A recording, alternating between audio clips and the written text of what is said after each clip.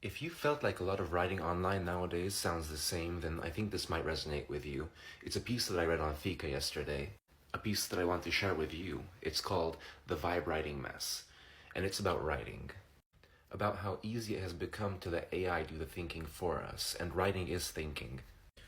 The author talks honestly about using these tools and enjoying the speed at first, but then realizing that something is missing: clarity, memory, a personal voice.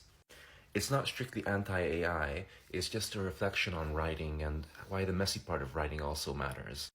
If you're interested, then read the whole article on Fika and share your thoughts in the comments.